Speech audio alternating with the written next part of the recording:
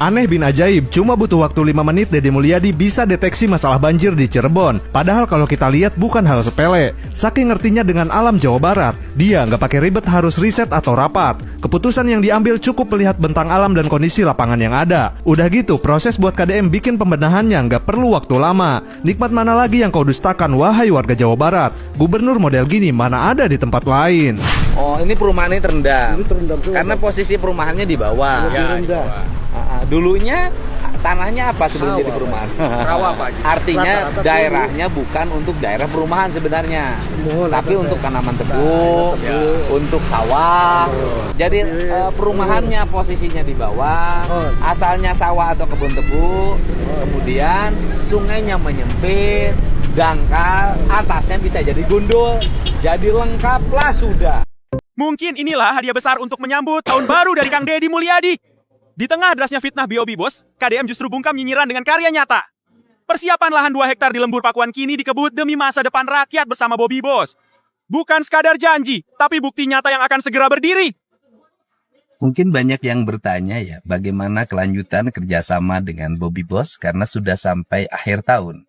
Saya sampaikan, sampai hari ini kerjasamanya terus berjalan.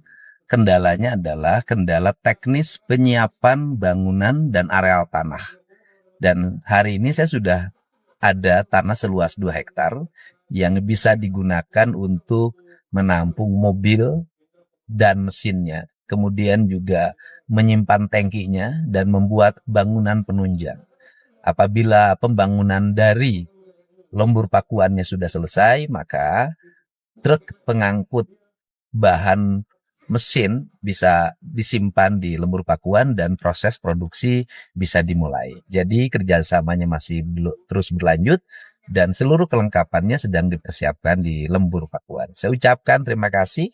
Semoga apa yang menjadi pikiran, gagasan, dan cita-cita bisa diwujudkan dalam karya yang lebih nyata.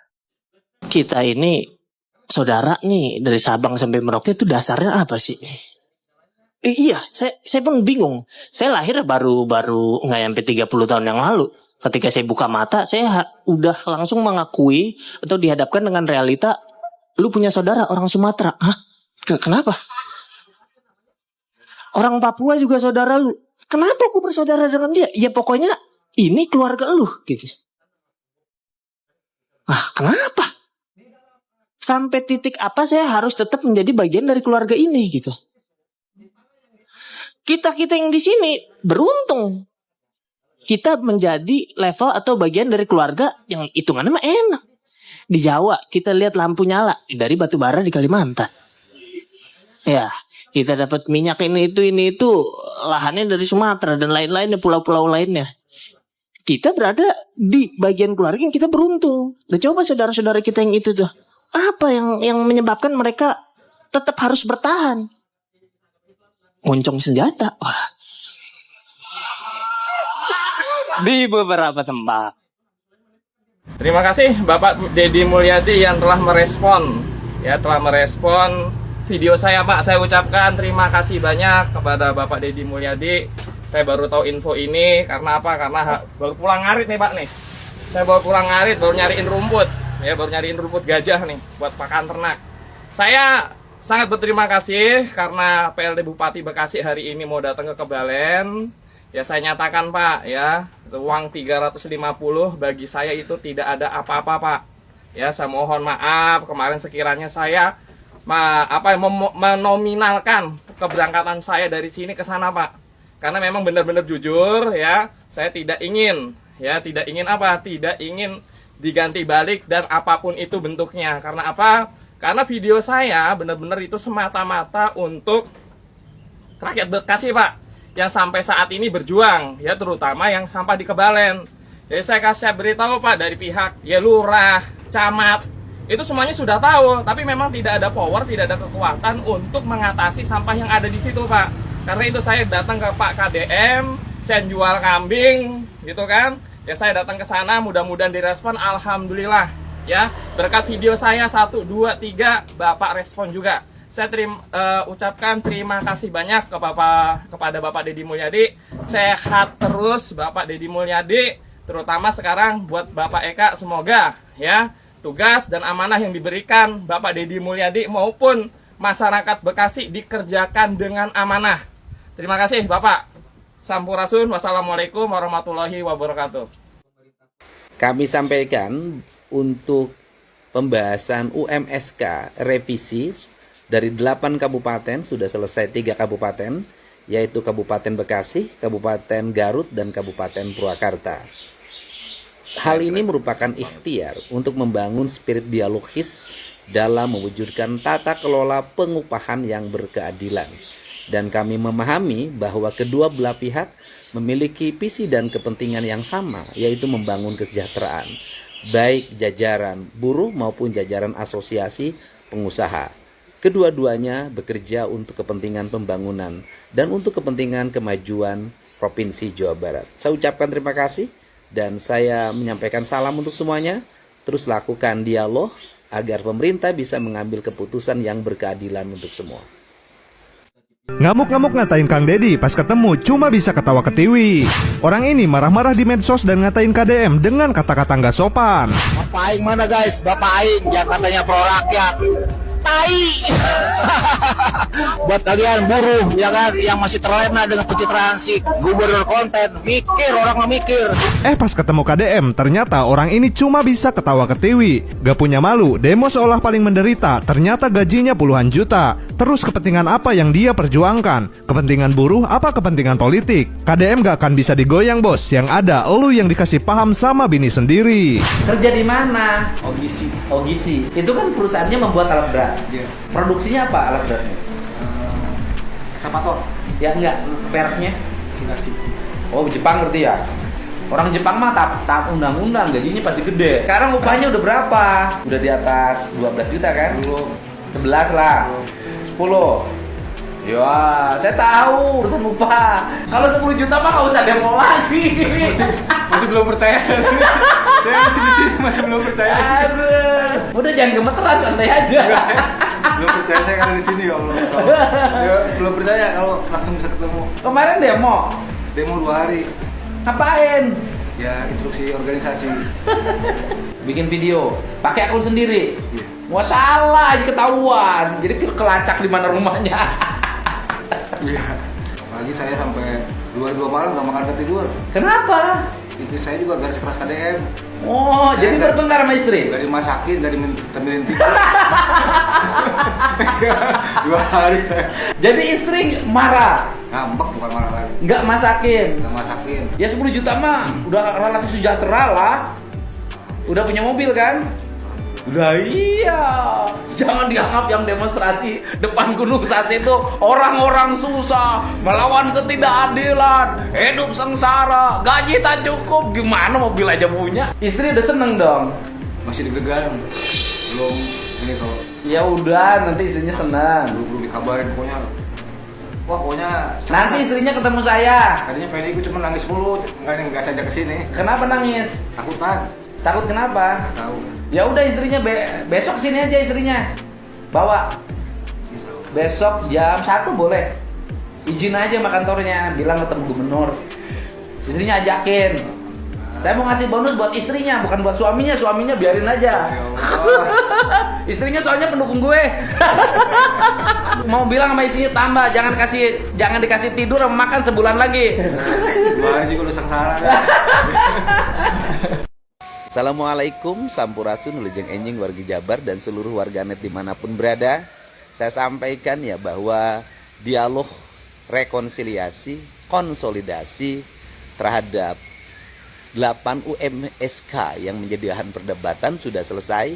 Dan hari ini jam 9 pagi Kadisnaker Provinsi Jawa Barat bertemu dengan saya untuk melihat hasil dari konsolidasi, rekonsiliasi dari 8 usulan tersebut.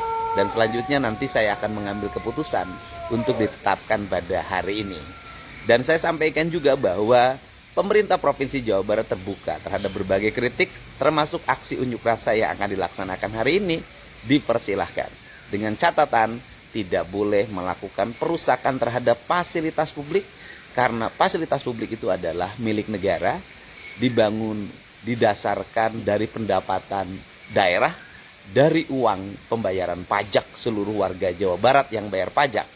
Dan kalau rusak maka harus diperbaiki atau dibangun kembali, dan itu menggunakan dana masyarakat lagi, yang pada akhirnya nanti jalannya kita tidak lagi selesai seperti yang diharapkan. Nanti fasilitas pendidikan terkurangi, nanti fasilitas kesehatan terkurangi, yang rugi adalah masyarakat. Pokoknya saya akan terus bekerja untuk kepentingan semua, agar buruh sejahtera tapi dunia usaha pun terus berkembang. Karena bukan hanya untuk memenuhi kebutuhan para buruh yang sudah bekerja, pemerintah juga harus berpikir ada antrian panjang orang yang melamar kerja.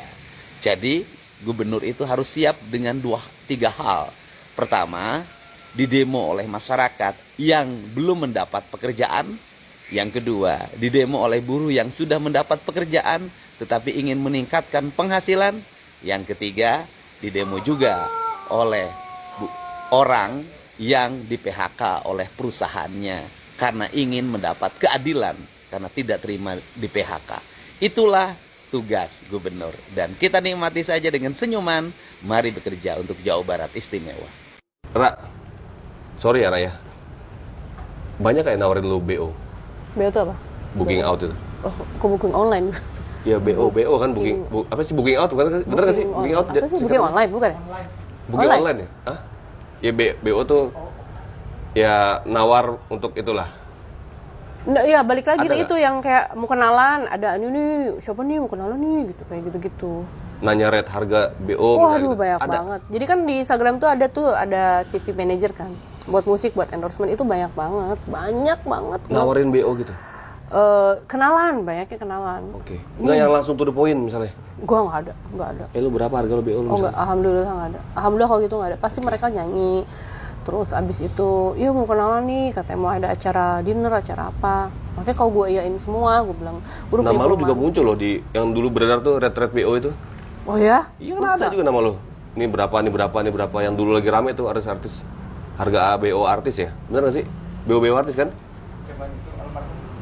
Tapi gua nggak tahu, balik lagi yang video Aura kasih aja bilangnya katanya waktu sama Ariel tuh ada, tapi sampai sekarang kita belum lihat mana videonya gitu. Gue juga mau lihat. Atau jangan-jangan lu ada nggak sih? Gue bilang tuh handphone lu. Gak ada, gila.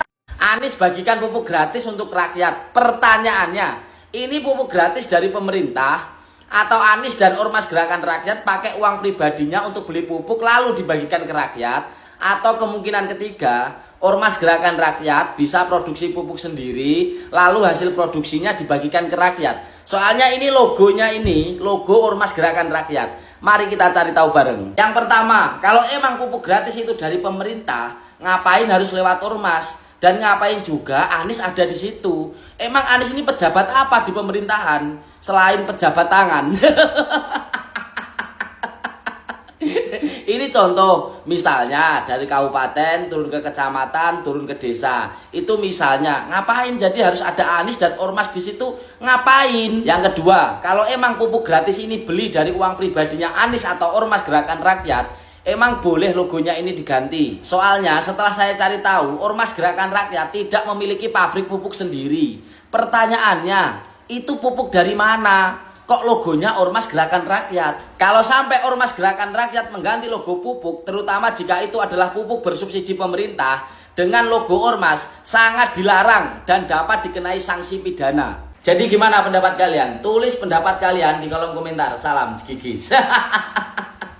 Ada orang yang gak punya empati kayak gini, gue bingung. Ini partai punya siapa sebenarnya, gue penasaran. Kita semua kan lagi berkabung, banyak saudara kita di Sumatera yang terdampak bencana. Terus lu malah kampanye dini di tengah mode bencana. Ayo bergabung bersama Abah menyongsong 2029. Apa? Namanya nirempati, bos. Begitu di saat semua pihak atau masyarakat tuh lagi gotong royong, bahu-membahu, fokus ke Sumatera, lu malah kampanye. Silahkan bikin partai berorganisasi sah-sah aja, tapi lihat timingnya, bos. Lihat kondisi. Kalau begitu malah kelihatan yang kalian peduliin itu cuma parpol kalian doang, bukan rakyatnya, bukan manusianya. Bahkan malam tahun baru aja kita nggak diizinin pesta kembang api karena lagi berkabung. Nah lu malah berkampanye, ayo bergabung menyongsong 2029. Yang ada di kepala kalian itu isinya cuma pilpres, bukan rakyatnya, bukan manusianya. Minus satu empati anjir. Mending lu bikin pilpres sendiri aja tuh di Roblox. Selalu pada ngapain di sono? Pak Menteri Lingkungan Hidup, kayunya nggak banyak. Mohon maaf, lihat nih Pak. Bantuin warga dong, bersihin gelondongan-gelondongan kayunya. Ini aja Saya bingung nih ngeliatnya gimana bersihinnya. Warga juga bingung banget. Energinya udah makin nipis. Kita udah tahu persis ini kayu-kayunya bentuknya ini tidak dalam bentuk yang ditebang. Jadi dari sekian banyak tadi saya hanya menemukan satu potongan yang ditebang asli. Jadi tidak banyak sehingga kalaupun ada karena kegiatan manusia atau antropogenik dari kayu yang terpapar ini sepertinya tidak terlalu banyak. Jadi yang banyak adalah dari kayu yang secara utuh mengalir.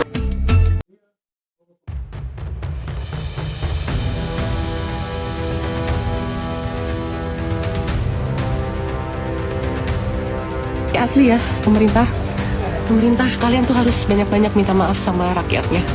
Lihat deh ini gara-gara kebijakan kalian, gara-gara kekuasaan segelintir orang, segelintir penguasa, dampaknya bisa sebegitu sangat merusak.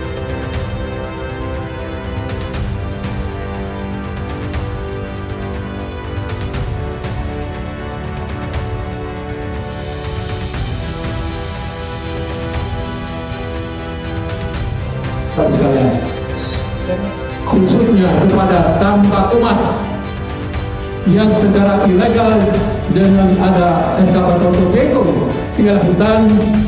Mulai hari ini saya bagi amaran waktu untuk dikeluarkan dari hutan. Dan kita punya data, saya punya data. Sekarang ada catat di desa Aluknawa penambang emas rakyat, memang tambang rakyat. Tanya secara dedam, mereka nyetor nggak?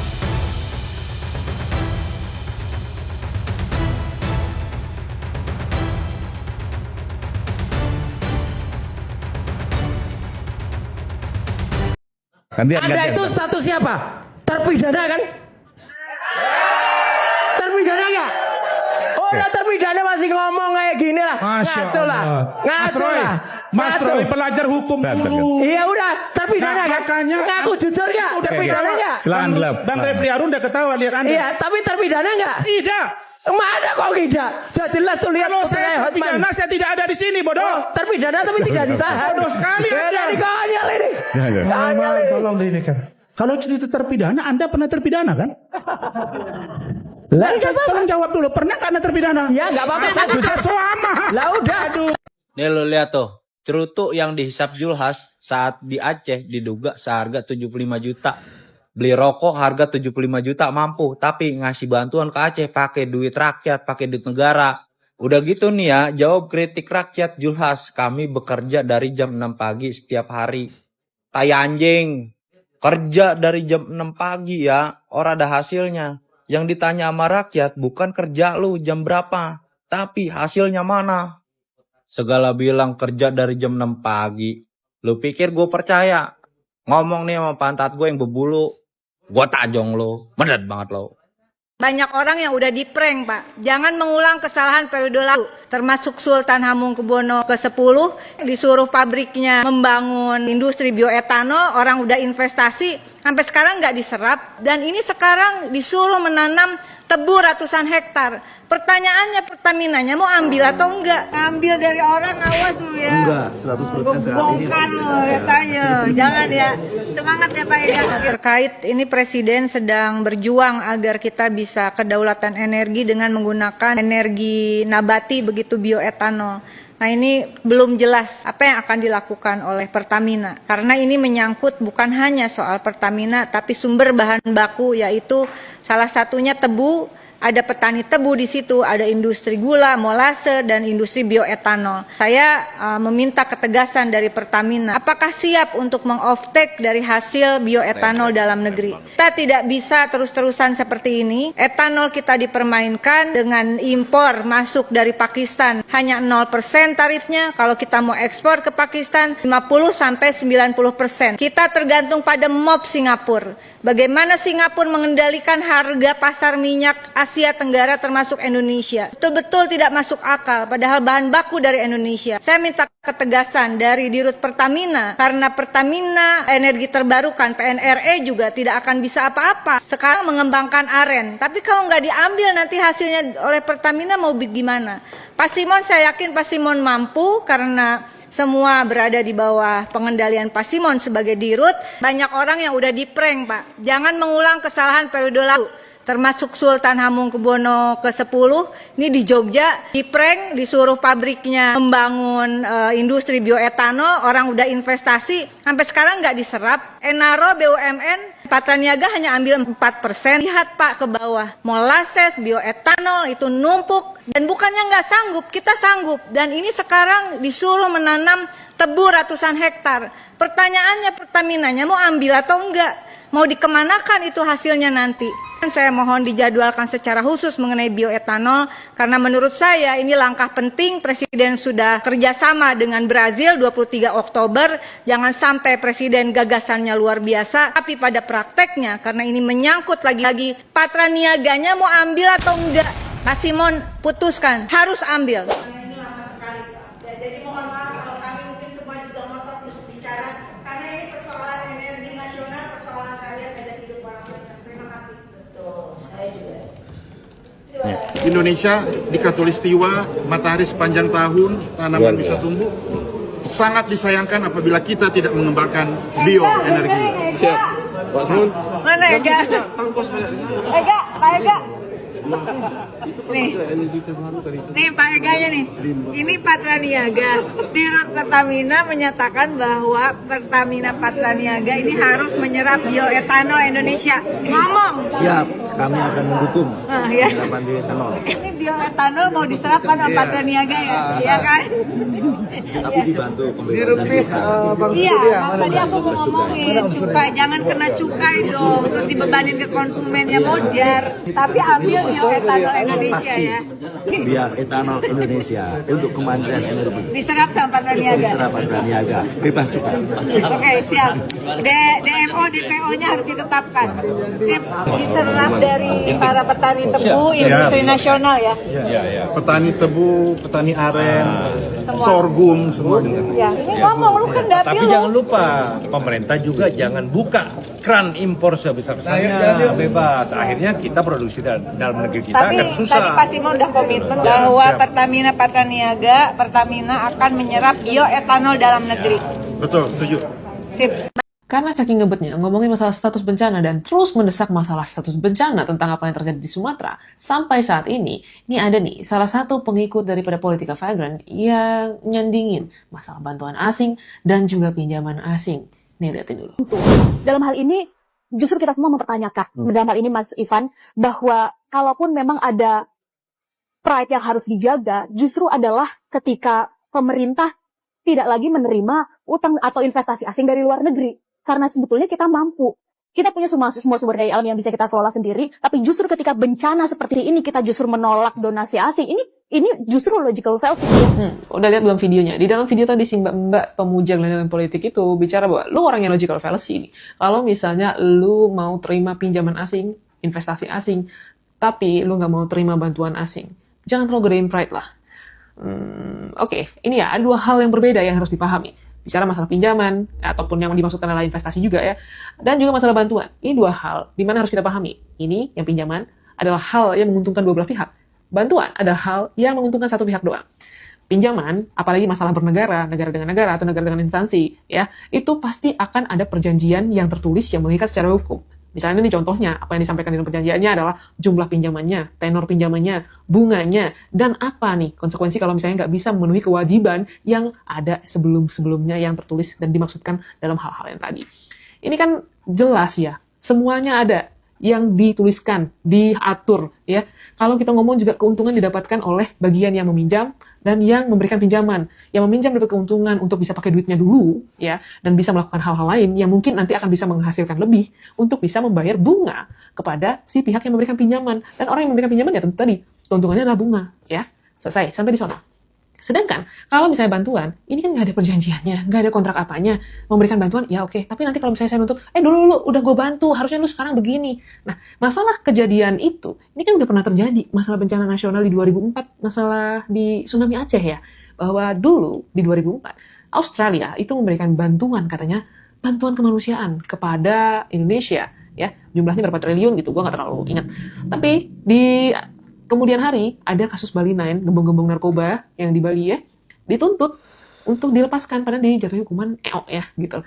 Jadi, ini kan sebenarnya bantuan dengan pamrih yang diminta oleh Tony Abbott ini siapa yang bisa menjamin nanti tidak akan terjadi di kasus yang ini kalau bisa dijadikan status bencana nasional? Sedangkan semua distribusi bantuan sudah ada, hanya terkendala akses yang masih diusahakan untuk dipulihkan. Jadi janganlah membuat kacau dan bikin ribut masalah itu.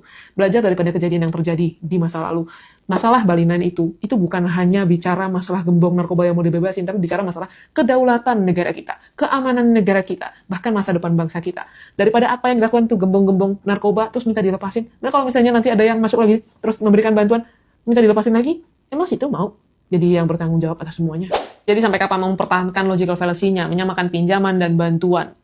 Dan sampai kapan juga masih mau ngeributin masalah status di saat yang bersamaan sekarang masyarakat, pemerintah daerah, pemerintah provinsi, dan pemerintah pusat, seluruh aparat-aparat yang bersangkut pautan masalah kebencanaan sudah turun di sana, sudah memberikan bantuan yang terbaik, sudah berusaha yang terbaik untuk bisa mengembalikan kondisi seperti awal. Yang harus kita lakukan bukan masalah ngeributin status lagi, tapi terus menyalurkan bantuan kepada masyarakat yang membutuhkan dan memberikan dukungan kepada mereka untuk bisa pulih kembali.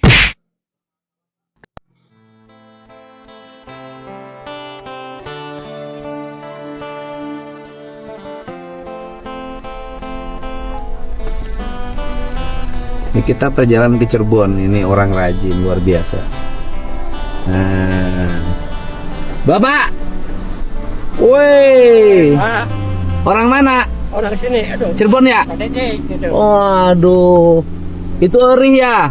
Ya Pak. Aduh. Walah, berat. Ya Pak. Sini aja bapaknya, sini. Cirebon ya? Iya. Mana Cirebonnya? Di sini. Mana? Ini Itu rumahnya situ. Desa apa ini? Desa Ciperna. Oh, Ciperna. Beli buat apa itu? Buat kambing. Punya berapa? Kambingnya 18. Wuh, banyak, hebat. Ya, alhamdulillah. Punya 18 kambing. Iya. Punya sendiri? Punya sendiri sama orang satu. Nah, terus kalau sehari-hari selain nyabit rumput buat kambing apa? Ya udah, kalau udah ngambil, kan ngambilnya 3 kali. Sehari? Iya. Udah 18? Iya. Sendiri? Iya, sendiri. Anak nggak punya anak? Ya punya, anaknya jauh, yang satu kalau malam kerja, jadi kalau siang nggak bisa. Kerja di mana anaknya? Kalau di Padang, kalau yang perempuan. Padang, Sumatera Barat? Iya. Kemarin nggak apa-apa? Enggak. Aman? Aman. Kerja apa di Sumatera Barat? Jualan sate. Sate apa? Sate kambing sama suaminya. Oh, suaminya orang sana? Bukan, asli orang sini, cuma merantau. Oh, merantau. Satu lagi di mana anaknya? Namanya di Jaya tuh. Oh. Di warung makan. Oh, rumah makan. Iya. Tiduran. Istrinya ada di rumah? Itu siapanya? Istri bapak? Kalau istri saya sih udah meninggal. Oh. Udah lama, waktu anak masih SD 1, SMP 1.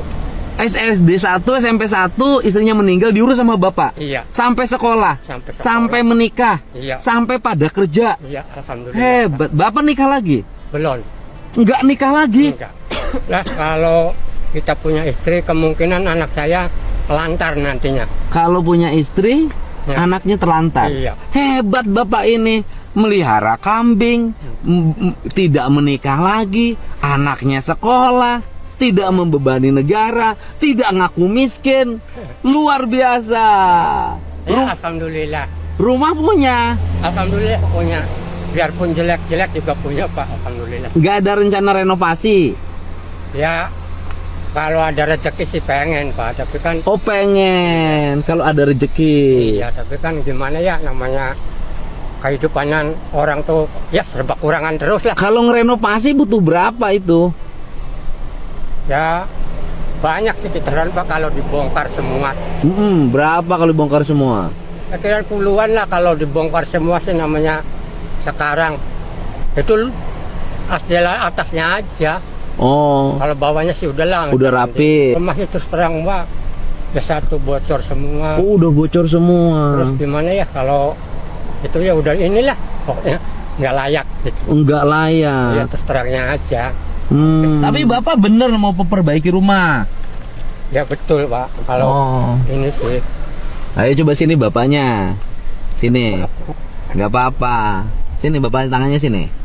Ini untuk DP-nya. Oh ya, terima kasih Pak. Terima kasih Pak. Ya. Aduh, Terus 10 juta dulu. Ya Allah.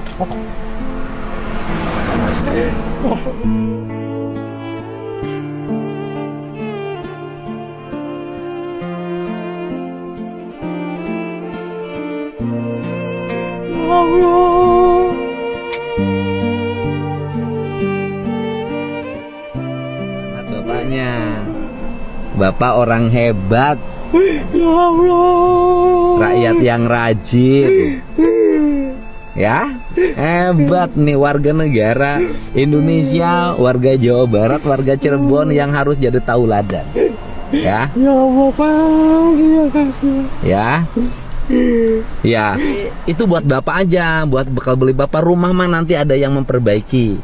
Ya. Nanti ada yang ke rumah Bapak. Iya, Pak. Hari Senin, karena sekarang hari libur, ya. Iya. Besok libur hari Senin. Nanti KTP Bapak diminta, nanti Bapak buatin rekening Bank Jabar. Kemudian nanti bulan Januari itu minggu depan, Pak. Iya. Ada yang nanti ditransfer 50 juta untuk bangun rumah. Ya, Pak. Iya. Semangat, Pak. Terima kasih. Iya. Terima kasih. Bapak kan kenal saya dari mana nih, orang baik, orang baik nih.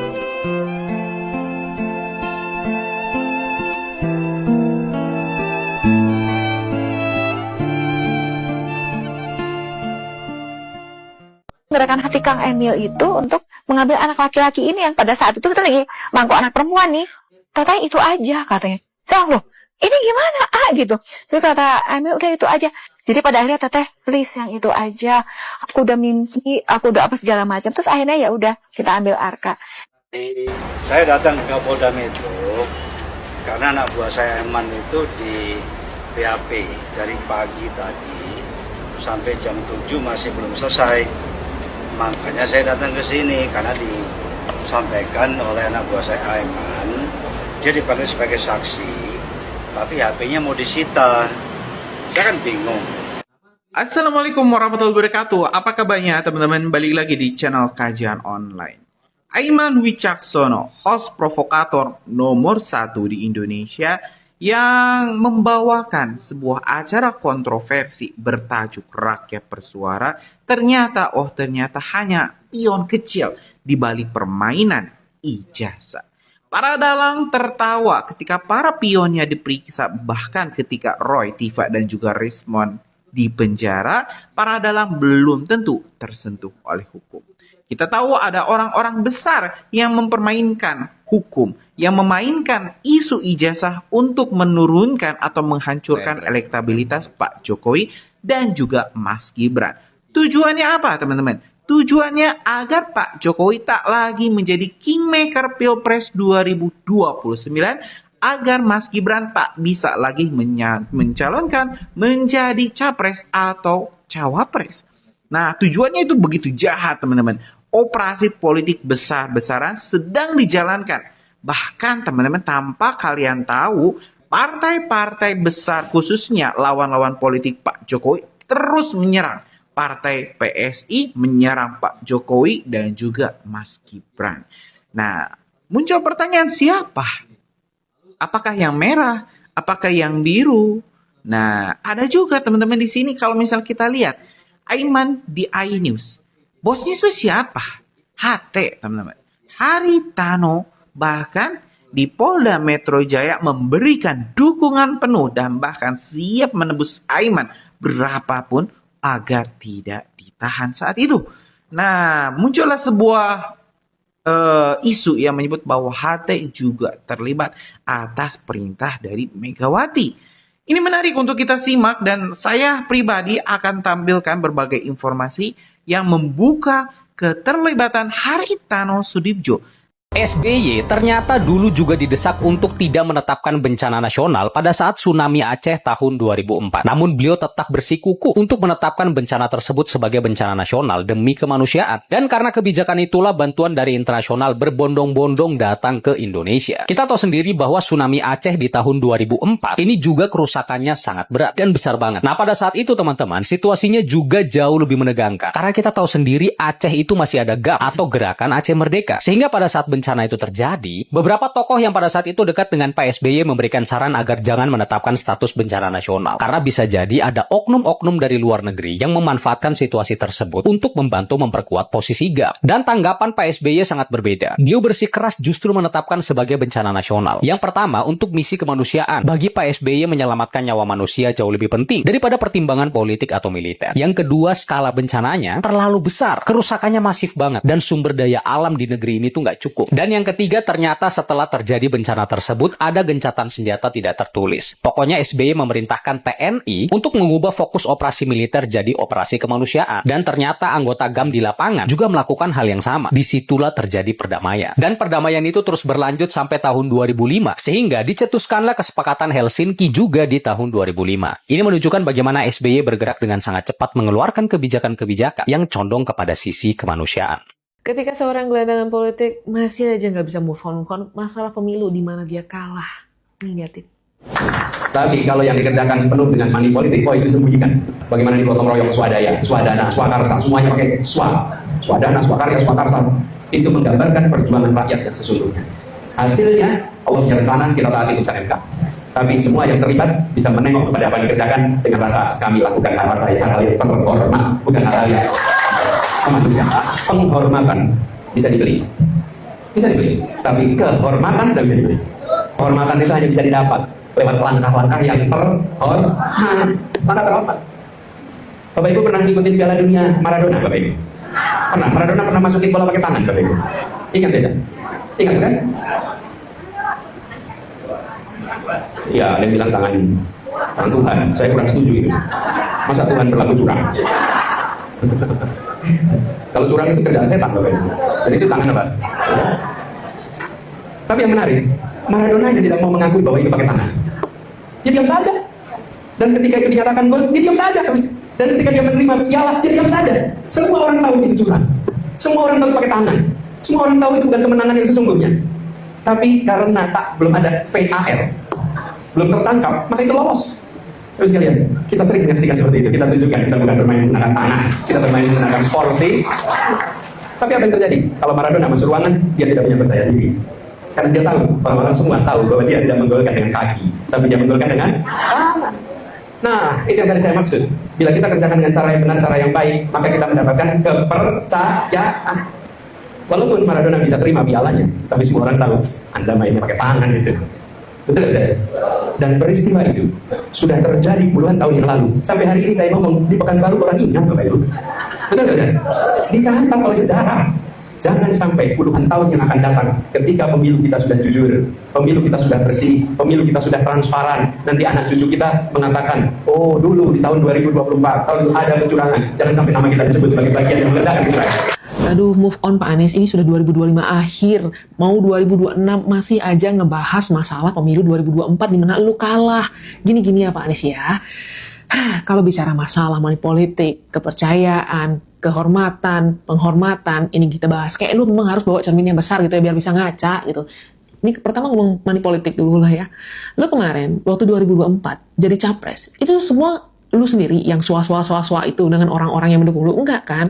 Lu kan didukung, disupport sama oligarki. Satunya mantan wapres, satunya lagi ketum partai biru tua. Kan udah nyata, duitnya datang dari mana? Banyak kan? Ngomong swaswa nggak tahu, yang ini nih, nanti kita harus audit kalau memang benar-benar swa seperti yang lu bilang. Nih, terus ngomong masalah kehormatan dan kepercayaan. Semua orang mah ikutin omongan lu sering kebanting sama jejak lu sendiri, rekam jejak lu tuh yang sering ngebanting lu. Apa yang dilihat orang daripada rekam jejak lu 2017, itu juga pada tahu kalau lu sering ngelakuin curang, ya. Curangnya memang bukan dengan bayar orang, kasih serangan fajar, gua nggak tahu, yang itu gua nggak bisa buktiin. Tapi ada satu hal yang udah lu nyatain sendiri, bahwa lu mengakui itu terjadi, di mana ada satu isu yang selalu dipakai gitu, masalah isu yang sensitif. Nah inilah omongan lu sendiri. You have been very heavily criticised for a very divisive campaign when you ran for governorship and won because you teamed up, you played the religion card, and it's kind of haunted you ever since. Do you regret it? Let me put it this way. Whenever you have an election and then you have competing candidates, give you one example. If the candidates were different in terms of gender, one male and one female, then gender issue will dominate the conversation. It can be the divisive factors. But you could have played the bigger man. Let me continue that. And then if the candidates come from different ethnic groups, then ethnic issue can divide. And even sometimes when you have a referendum where there is no person, there is no faith involved, it can be divisive. Look at the Brexit, for example. It was divisive there. There is no person, there is no religion, there is no faith in there. So that is the same thing. When there is a Muslim candidate and a Christian candidate, then religious issue come into equations. So what how you play that card can be a very, very subtle, very, right. not ugly, not nasty. during election, every side always label the other side in every elections. Kalau bicara curang, nyatanya lu udah ngakuin masalah seperti itu dan lu menormalisasi hal-hal seperti itu. Bahwa oh itu terbiasa terjadi, bla bla bla bla bla. Dan lagian kalau ngomongin masalah curang ya, kemarin lu buktinya tidak bisa membuktikan di pengadilan tuh. Itu kan kemarin dibawain ke MK. Apa yang lu sampaikan akhirnya tidak bisa dibuktikan dengan valid. Tidak diterima sama hakim. Nah kalau sudah ada keputusan MK, ya udah icep gitu loh, diem, masih aja ngoceh-ngoceh terus, emang akan mengubah hasil daripada apa yang sudah terjadi. Kalau memang masih belum puas dan masih benar-benar ingin jadi seorang presiden, yang ikut nanti aja di 2029, walaupun gue gak yakin masih ada yang mau milih apa enggak, palingnya golongan-golongan lu itu aja sama yang kelasan-kelasan begitu. Sedangkan kita yang udah kebuka matanya, ngelihat orang yang suka mecah belah dan oportunis, gak akan mau pilih lu. Ngerti nggak? Jadi kalau misalnya mau bermimpi, silakan bermimpi, tapi nggak usah mecah belah dan belajarlah untuk move on. Oke? Republik Indonesia sudah dinyatakan tidak ada lagi tahun 2030. Waduh, kok bisa gitu? Bung, mereka ramalkan kita ini bubar. Elit kita ini merasa bahwa 80% tanah seluruh negara dikuasai 1% rakyat kita. Nggak apa-apa. Bahwa hampir seluruh aset dikuasai 1%, nggak apa-apa. Ini yang merusak bangsa kita, saudara-saudara sekalian. Kalau begitu harus ada tindakan, Pak. Jangan sampai para elit merusak alam kita hanya karena mereka sudah punya izin. Kasihan masyarakat malah dapat mudorotnya. Kritik berkenaan tadi bicara tentang kedudukan. Ya, semua pejabat, saya pun sebagai hakim boleh dikritik seperti itu. Semua orang bisa seperti itu. Saya ingin bertanya dulu kepada ahli, saudara pernah menduduki jabatan tertentu tidak di dalam bidang akademis? Sebagai pembantu rektor, pembantu dekan, atau apapun? Saya menolak itu karena kalau dia jadi pembantu rektor, dia ngurusin administrasi itu. Ya, enggak. Saya tanya seperti itu aja. Saya tidak bertanya tentang tupoksinya, ya. Saya bertanya apakah saudara pernah menduduki jabatan? Tidak. Saya dosen aja. Saya hanya mengajar ya. Boleh saya berandai-andai? Ya. Andaikan saudara ditunjuk menjadi purek ya atau pudek ya, bidang kemahasiswaan. Oke. Nah, di sini ada 3 hal yang akan saya tanya kepada saudara ya. Pertama, ada yang orang mengkritik tentang kedudukan saudara sebagai purek gitu, pembantu rektor misalnya bidang kemahasiswaan. Dia kritik saudara berkenaan dengan ketidakmampuan saudara, tidak cocok lah di bidang itu. Saudara tidak dekat misalnya dengan mahasiswa. Itu yang pertama. Terus yang kedua, saudara juga sebagai dosen, ya. Orang mengkritik kinerja saudara berkenaan dengan pengajaran saudara di kampus. Nah, terus yang ketiga, saya mohon maaf sebelumnya ya. Orang mengkritik saudara saya lihat tadi di KTP-nya belum kawin. Yes. Orang mengkritik saudara sebagai seorang duda yang tidak bermoral. Seperti itu. Di 3 hal itu, manakah yang mempunyai potensi saudara marah kepada saya? Itu aja pertanyaan saya. Tadi yang ketiga apa? Yang tidak bermoral, tolong Pak Hakim. Seorang duda yang tidak bermoral. Duda yang tidak bermoral. Duda yang tidak bermoral. 3 hal itu manakah yang punya potensi saudara marah pada saya dan saudara melaporkan saya? Saya nggak akan marah karena saya anggap dalam pertanyaan itu nggak ada poin tuh. Duda yang tidak bermoral. Memang ada duda yang bermoral berarti lalu saya mesti buktikan dulu bahwa saya duda, lalu buktikan saya bermoral. Jadi saya tidak akan melayani itu karena saya anggap itu adalah ya semacam satu argumentum ad hominem itu aja. Kan jadi buat saya nggak ada poin di situ. Saya anggap ya diucapkan aja. Saya anggap itu sebagai berita dari seseorang, bukan problem saya, itu problem dia tuh. Oke, saya lanjutkan ya. Bagaimana seandainya berita yang terakhir tadi yang saya dapat tentang duda tadi, saya peroleh dari data-data yang entah dari mana saya peroleh, itu saya bilang kepada saudara. Ya itu artinya di dalam masyarakat kita dianggap bahwa orang yang tidak punya pasangan, apalagi duda, dia pasti tidak bermoral, apalagi janda. Kan itu justru yang mau kita batalkan. Jangan sampai ada pertanyaan semacam itu. Nah, itu pertanyaan dungu sebetulnya tuh yang diucapkan oleh mereka yang mengkritik saya lakukan hal itu dan nggak pernah saya anggap itu. Karena kan itu buat apa itu diucapkan itu kan? Itu sebetulnya itu menghina gender equality, itu sekaligus menghina para duda, dan saya memang bukan duda. Oke, jadi ada. Tapi kalau saya layani kan nanti orang bilang buktikan bahwa Anda bukan duda gitu. Loh, saya belum kawin. Belum kawin itu artinya ya bisa memang tidak kawin. Bencana Sumatera Aceh belum kelar banjirnya. Udah ada lagi bae nih daerah yang banjir. Tuh lo lihat, Balangan, Kalsel dikepung banjir. Tinggi air capai atap rumah, warga diminta siaga. Terus nih ditambah lagi ini, banjir ladang sejumlah desa di Kudus, Jateng. Ratusan rumah terendam. Pertanyaan gue satu, apakah pemerintah bisa menetapkan sebagai bencana darurat nasional? Tapi kalau menurut gue nggak bakalan. Soalnya kita kan bangsa yang besar, kita bangsa kuat. Kita masih mampu. Padat banget loh. Lagi ada VT yang berseliweran, katanya Bapak KDM itu kepanjangan dari oligarki dan disiapkan untuk jadi Mulyono Jilid 2. Bener nggak sih? Tapi menurutku ya itu tuh bener. Ada loh VT-nya itu ibu-ibu yang suka bilang apa rakyat cerdas begitu kan ya. Keren Tapi pemikirannya dangkal menurutku ya. Kenapa aku bilang begitu? Karena ya apa yang dilakukan oligarki sama Bapak KDM itu beda banget. Kebalikannya ya. Bapak KDM itu ya kemarin memperbaiki wilayah di puncak yang dijadikan tempat wisata oleh oligarki ya. Bapak KDM ya dia menanam pohon sampai beribu-ribu di hutan ya untuk supaya jangan terjadi longsor lagi. Sedangkan oligarki nebangin pohon ya.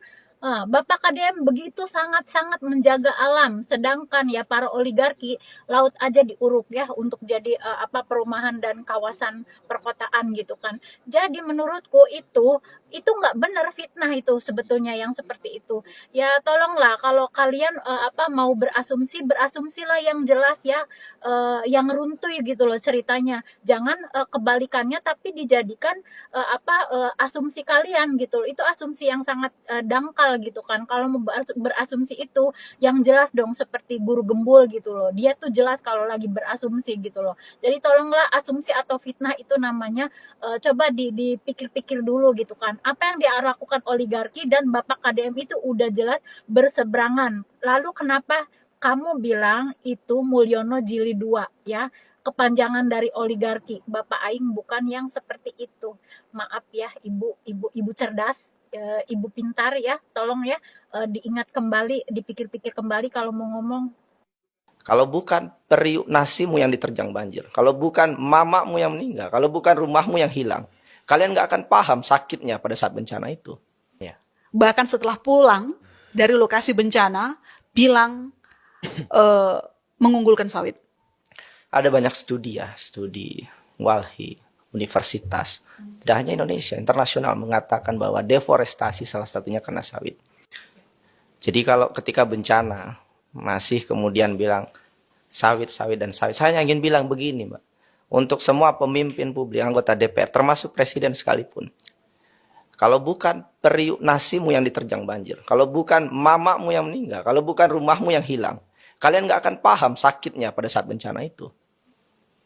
Kalian nggak perlu tertimpa bencana untuk merasakan itu. Tapi empati aja cukup. Pesan-pesan pemerintah termasuk presiden Anda melihat nir empati? Presiden, BNPB, boleh nggak marah masyarakat ketika bencana terjadi? Boleh. Masyarakat bayar pajak. Dari setiap yang kita beli sampo semua bayar pajak. Supaya pajak itu masuk ke negara. Oke. Negara kemudian balikin lagi duit ke masyarakat ketika masyarakat susah. Sumbar itu dipotong 2,5 T kalau nggak salah efisiensi anggaran. Aceh itu 2 triliun. Sumut itu 1,1 T. Sekarang anggaran yang balik ketika bencana tadi hanya hitungan miliar hari ini. Mereka udah potong duluan. Bisa balik lagi nggak? Ini kita bernegara. Sumatera Barat, ya, orang-orang baik di Sumatera Barat bergabung ke Indonesia karena mereka tahu negara akan lebih baik membantu Sumatera Barat. Begitu juga Aceh. Nah sekarang ketika sulit, negara bantu. Jakarta bantu. And no action. Semua yang dilakukan pemerintah di luar ekspektasi Anda. Ya pasti pemerintah akan bilang saya nyinyir aja. Semua yang mengkritik pemerintah hari ini akan dibilang nyinyir aja. Apa bantuanmu? Jadi Anda membaca apa dari Presiden kemarin ke lokasi? Inkompeten.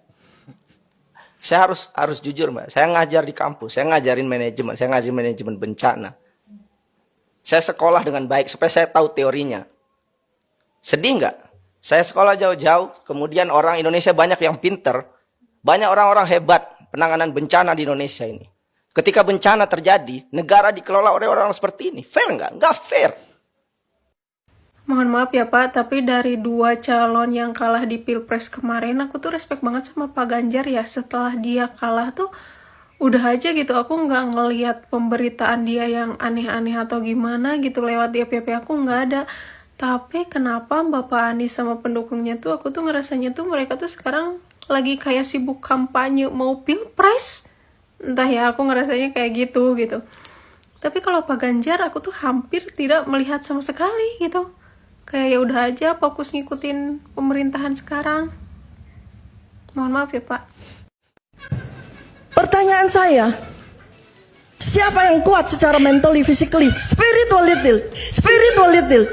What?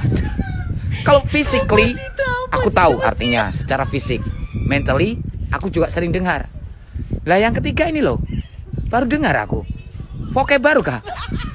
Kenapa sih orang-orang ini tetap pengen status bencana nasional? Dengan status bencana nasional, untuk status bencana nasional ditetapkan. balik lagi soal bencana nasional dan status. Presiden Prabowo sudah menetapkan bencana di Aceh dan Sumatera Utara ataupun Sumatera Barat menjadi prioritas nasional. Tapi masih banyak orang kayak Pak Anies, Firdian, Ferry Irwandi, Cijes Sirambuteng, sampai dengan Sherly Anavita misalnya, tetap ingin status bencana nasional. Mereka ngira kalau pemerintah nggak cepat-cepat menetapkan bencana nasional, berarti lambat, takut, atau nggak peduli. Padahal 2 status ini punya konsekuensi hukum dan administratif yang beda banget. Dan kalau salah pakai, justru bisa menghambat penanganan. Pertanyaannya, apa sih bedanya antara prioritas nasional dan bencana nasional? Dan kenapa Presiden pilih untuk pakai prioritas nasional? Mari kita bahas.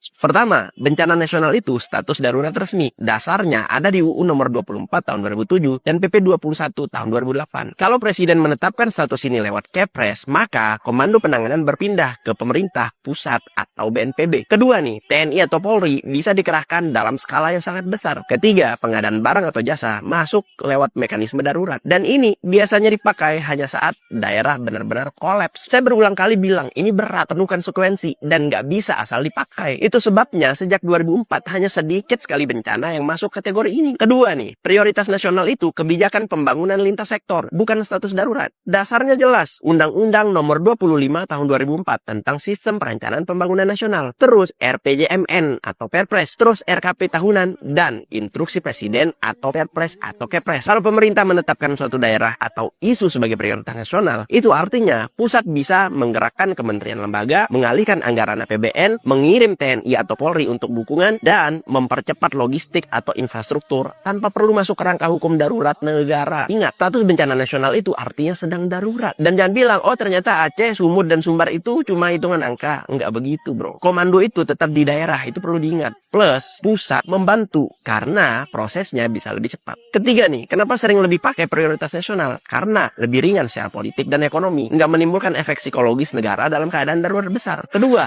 enggak mematikan peran Pemda. Daerah tetap bergerak, pusat memperkuat itu. Ketiga, lebih fleksibel. Anggaran dan personelnya bisa dikerahkan tanpa prosedur darurat yang rumit. Keempat, cepat diterapkan. Nggak perlu yang namanya kajian kapasitas daerah, seperti penetapan di bencana nasional. Dan yang paling penting kelima, tetap memungkinkan percepatan tanpa konsekuensi hukum darurat yang berat. Jadi, bukan soal menghindari tanggung jawab, tapi soal pakai alat yang tepat untuk skala bencananya. Singkatnya, bencana nasional itu status darurat, berat, penuh konsekuensi hukum, sementara prioritas nasional itu mandat percepatan yang jauh lebih fleksibel dan cepat dipakai. Itulah kira-kira. Nah, habis ini mau mencoba memahami nggak? Atau tetap ngotot pengen bencana nasional? Gimana menurut kalian? Jangan lupa follow. Wah, udah sinting. Sakit banget lihat ini. Ada pejabat korupsi dana bencana. Di sekian banyaknya yang bisa lo korupsi mungkin. Dana bencana. Di saat orang lain lagi kehilangan segalanya. Di saat kita relawan ngumpulin bantuan gak pulang, gak dibayar, lu minta jatah. Wah, bajingan sih. Kok bisa kepikiran? Setan aja gak kepikiran itu. Kok bisa di tengah puing-puing rumah, tangisan anak-anak, jumlah korban dan kerusakan yang setiap hari lu baca di meja, Anda masih sempat menghitung jatah, ngubah alur bantuan yang harusnya transfer tunai langsung jadi barang, terus dipotong tangan Anda yang harusnya dipotong kalau diharap. Di Cina mungkin nyawa Anda tuh yang dipotong. Di sini mungkin Anda bisa tenang karena masa tahanan Anda yang mungkin bisa dipotong. Dana bencana itu, Pak, bukan angka aja di APBD, itu selimut pengungsi, itu obat luka, itu harapan orang yang baru aja kehilangan segalanya. Tega. Korupsi di masa bencana adalah kejahatan yang diperberat. Negara punya dasar untuk menghukum paling keras. Masalahnya cuma satu. Berani gak ditegakkan? Bagiin teman-teman, ini bukan sesuatu yang harus didiamkan. Orang ini harus dihukum seberat-beratnya. Dan jangan sampai kejadian ini terulang kembali. Yang bisa menghasilkan keuntungan maupun kerugian. Begitu ada kerugian dibilang bencana. Keuntungan dia nggak sebut apa-apa kan, dia nggak berterima kasih pada alam kalau dia untung. Begitu dia rugi dia sebut bencana. Nah, kita mau pahami ini untuk menerangkan bahwa dunia udah tiba pada satu pletora baru, yaitu kesetaraan makhluk. Hak pohon untuk datang ke pengadilan sama dengan hak CEO untuk datang ke Menteri Keuangan, sama aja. Jadi kita mau lihat sebetulnya problemnya adalah pemahaman kita tentang hak pohon untuk tidak ditebang, hak sungai untuk tetap berliuk, hak rumput untuk hijau. Itu tidak dimengerti oleh mereka yang menuduh ini bencana. Duduk perkaranya di situ, filsafat lingkungan radikal dia nggak pahami. Jadi kalau dipersoalin, apa penyebab kerusakan di hilir? Ya kerakusan di hulu kan. Yang sekarang disebut sebagai hilirisasi, oke, harusnya bersih di hilir, oke, bagus bersih di hilir. Pertanyaannya, di hulu bersih apa enggak? Pertanyaan di hulu itu bukan lagi pertanyaan ekologi, tapi pertanyaan politis. Kalau energi di hilir itu bersih, tetapi penguasaan hutan di hulu itu hanya 4 orang, artinya tidak ada proses demokratis untuk memperoleh itu. Jadi energinya bersih di hilir, kotor secara politik di hulu. Nah, yang mesti dibongkar ya kekotoran politik di hulu yang membuat mata air yang bersih itu menjadi air mata di hilir. Kira-kira begitu. Ya kalau dibongkar, menterinya kena kasus kan. Kalau jadi bencana nasional kita mesti hitung dari A sampai Z itu. Kebijakan apa yang menyebabkan itu. Separuh menterinya mesti dipecat. Nasionalisme dungu ini akhirnya diatasi dengan cara yang menggemparkan oleh Gubernur Aceh. Dia kirim surat minta bantuan. Kan ini artinya ya apa nasionalisme dibandingkan dengan humanisme. Kan itu intinya kan. Tapi demi gengsi, apa gengsi ketika kemanusiaan itu yang paling tinggi itu solusinya. Menganggap bantuan asing itu adalah intervensi. Tacit knowledge-nya begitu. Ini kan intervensi, nanti harga diri kita di mana? Ini bukan soal harga diri. Soal kedaruratan yang akhirnya meminta humanitarian calls itu kan. Pada saat yang sama kita tahu 2 menteri, 3 menteri bohong semua kan. Bahlil berbohong, Julhas berbohong segala macam. Kan saya sebut nasionalis berdungu. Bohong-bohongan itu. Dan presiden diamin. Kan maksudnya digetok palanya tuh. Lu manggul-manggul beras doang tuh. Manggul-manggul beras itu memang memerlukan 2 dengkul yang kuat. Nah, terbul biasanya kuatnya di dengkul, bukan di otak itu. Ngomong sama si Curkan ini ngomong sama Bahlil dijamin oleh Bowo. Kita mengucapkan itu dalam kemarahan yang otentik tuh. Jadi kalau rasa keadilan itu muncul dari rasa kemarahan. Jadi kalau kita marah di sini itu karena kita ingin adil. Assalamualaikum warahmatullahi wabarakatuh. Mau tanya, emang Pak Prabowo ini bakal jadi presiden berapa lama? Ini nyampaikan Pak Rosan loh, duta besar kita mantan di Amerika. Jadi rencananya 2 tahun. 3 tahun berikutnya diikuti oleh Gibran. Saya langsung bangun, sebentar Pak Rosan. Jadi akan 2 tahun, lalu langsung diganti oleh Gibran. Pertanyaan gua bodoh aja nih. Lu yakin Prabowo dibiarkan hidup oleh Jokowi 2 tahun? Kalau dia bisa mengkhianati Ibu Megawati Soekarno Putri dengan segala perjuangan yang menjadikan dia ada di istana sampai 2 kali, ada jadi gubernur Jakarta, ada jadi wali kota, apa bedanya dia bisa bunuh Pak Prabowo di tengah jalan? Makanya statement saya kan jadi kuat bahwa Pak Prabowo itu digunakan, bahwa Gibran itu memberatkan. Itu kan bahasa-bahasa saya, dan saya of course saya bilang sama Pak Rosan, saya nggak mungkin ada di sana. Demikian. Gini, ada embos. Oke. Iya kan, Bang?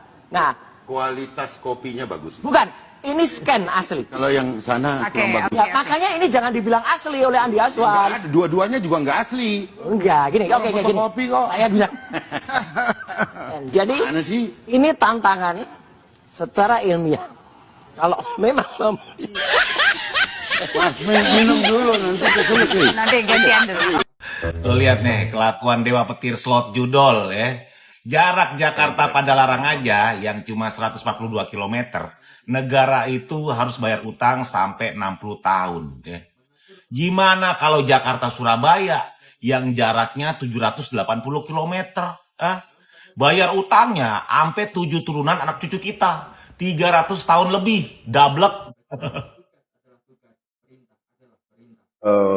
Di daerah Papua pun harus ditanam kelapa sawit supaya bisa Papua pun harus ditanam kelapa sawit supaya bisa menghasilkan juga. Menyelidiki tentang kayu gelondongan di 2001 silam hingga dibacok 17 kali, 4 jari putus, tangan kanan cacat permanen, dan seluruh tubuh dijahit hingga 350 jahitan. Abi Kusno Nakran, beliau hanya seorang jurnalis daerah yang memilih melakukan hal paling berbahaya di negeri ini, menyelidiki kebenaran. Tahun 2001, Abi Kusno melakukan investigasi mendalam tentang praktek illegal logging di Kalimantan. Ia menuliskan secara terbuka, menyebut nama perusahaan, dan menjelaskan bagaimana hutan dirusak secara sistematis. Tulisan-tulisannya membuat banyak pihak terusik. Ancaman mulai berdatangan, lalu serangan nyata benar-benar terjadi. Beberapa waktu kemudian, Abi menerima kiriman kain kafan dengan pesan singkat namun mengancam. Jangan bunuh mata pencaharian kami. 20 hari setelah kiriman itu, Abi Kusno Nakran meninggal dunia dalam sebuah kecelakaan mobil misterius di tol Cirebon. Hingga hari ini, tidak ada satupun pihak yang ditetapkan sebagai tersangka atas rangkaian teror yang ia alami. Kalimantan disebut sebagai bom waktu ekologis. Hutan yang dulu sangat rimbun, kini habis diperdagangkan. Assalamualaikum, sampurasun, lujeng enjing wargi Jabar. Selamat berolahraga ya. Bagi yang masih punya waktu untuk berolahraga di hari Minggu ini, selamat kumpul sama keluarga. Dan selamat tetap bekerja bagi yang masih bekerja di hari Minggu ini. Semoga pagi hari ini pagi yang membawa kecerahan, kebahagiaan, dan tetap pagi yang punya harapan. Saya sampaikan bahwa hampir seluruh warga Jawa Barat yang terdampar di Aceh sekarang sudah kembali pulang ke rumahnya masing-masing. Dan hari ini ada penerbangan lagi 14 orang dari Bandara Rembele menuju Medan, dari Medan menuju Jakarta. Mereka berasal dari Aceh Tengah, daerah yang waktu itu sulit dijangkau, gak bisa masuk karena jembatannya putus, yaitu dari Linge Takengon. Dan mereka itu terdiri dari 1 warga Kabupaten Karawang 4 orang, 2 warga Kabupaten Sumedang 5 orang, 3 warga Kabupaten Subang 2 orang, dan kemudian ada warga yang berasal dari luar Provinsi Jawa Barat, nggak usah disebutin dari provinsi mana, itu berasal, yaitu 3 orang.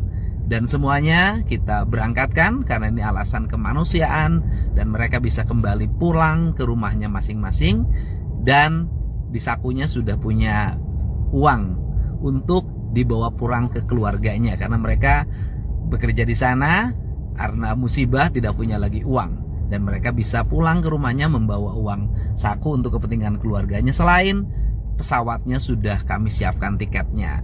Mereka berangkat hari ini jam 10 terbang, kemudian jam 1 menuju Jakarta. Saya ucapkan terima kasih, hatur nuhun.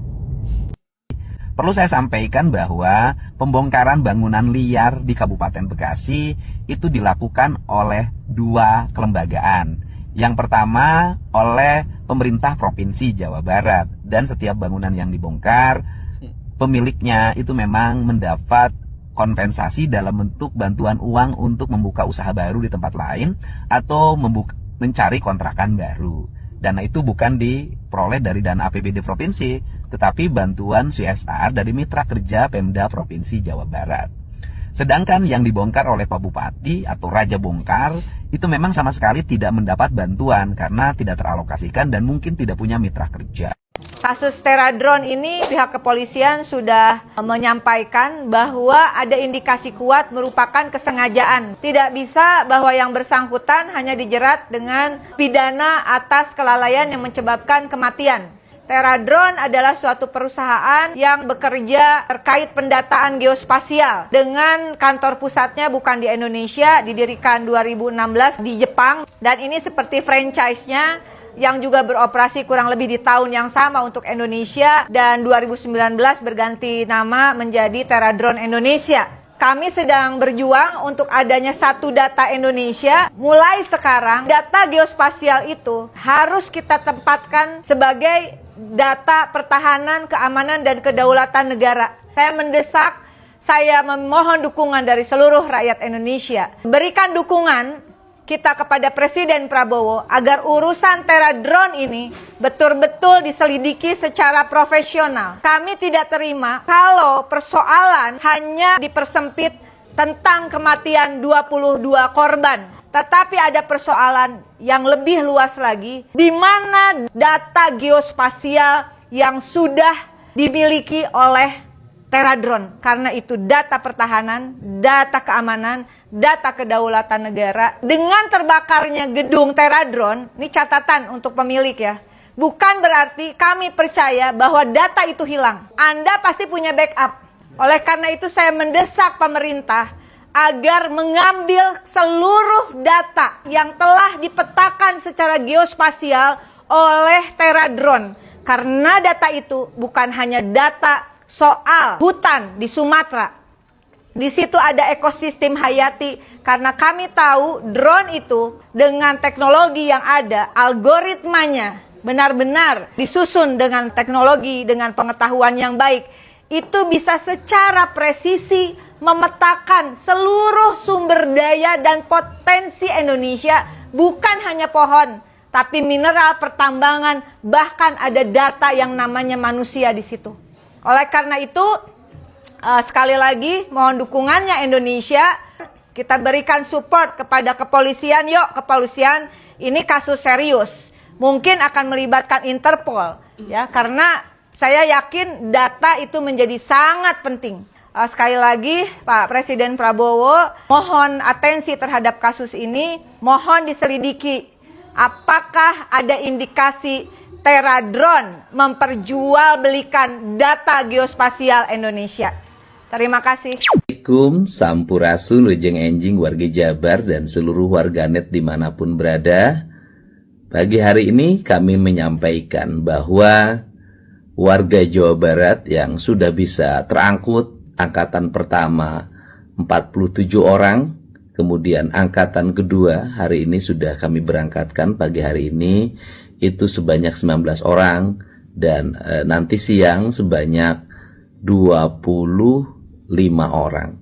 Dan masih banyak lagi, terutama yang ada di Takengon, yang di balik bukit. Kami belum bisa mengaksesnya ke daerah tersebut. Tetapi ke Linge kami kemarin sudah berkirim paket bantuan 1 truk Brimob dan dikawal, dan insya Allah sampai ke lokasi.